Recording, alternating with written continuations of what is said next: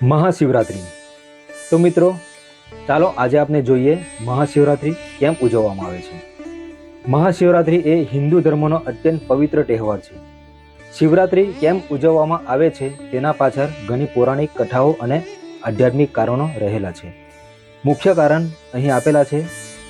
એક, શિવ અને શક્તિનું મિલન. સૌથી પ્રાચીન માન્યતા મુજબ મહાશિવરાત્રિના દિવસે ભગવાન શિવ અને માતા પાર્વતીના લગ્ન થયા હતા. આ દિવસને શિવ અને શક્તિના મિલનનો ઉત્સવ માનવામાં આવે છે. તેથી જ રાત્રે શિવજીની જાન નીકળે છે અને લગ્નની વિવિધ જેમાં પૂજા કરવામાં આવે છે. 2. સમુદ્ર મંથન અને વિષપાન. જ્યારે દેવો અને દાનવો વચ્ચે સમુદ્ર મંથન થયું ત્યારે તેમાંથી ભયાનક હરાહર ઝેર નીકળ્યું હતું. આ ઝેર આખી સૃષ્ટિનો વિનાશ કરી શકે તેમ હતું. સૃષ્ટિને બચાવવા માટે ભગવાન શિવ તે ઝેર પી ગયા અને તેને પોતાના ગળામાં રોકી લીધું. ઝેરને કારણે તેમનું ગળું નીલું પડી ગયું, જેથી તેઓ નીલકંઠ કહેવાય. આ ઉપકારની યાદમાં શિવરાત્રિ ઉજવાય છે. 3.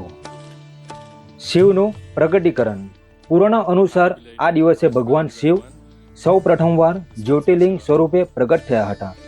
બ્રહ્માજી અને વિષ્ણુ ભગવાન વચ્ચે જ્યારે શ્રેષ્ઠતાનો વિવાદ થયો હતો ત્યારે શિવજી એક અનંત અગ્નિસ્તંભ જ્યોતિર્લિંગ તરીકે પ્રગટ થયા હતા.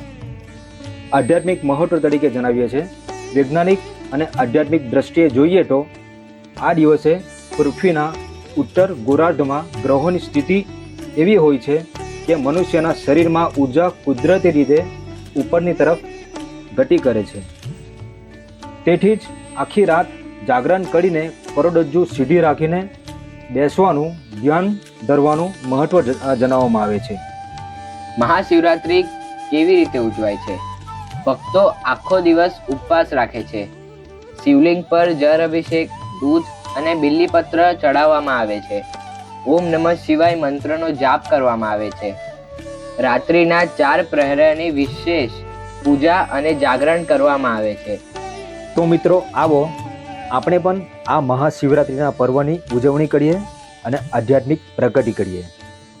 હર હર મહાદેવ.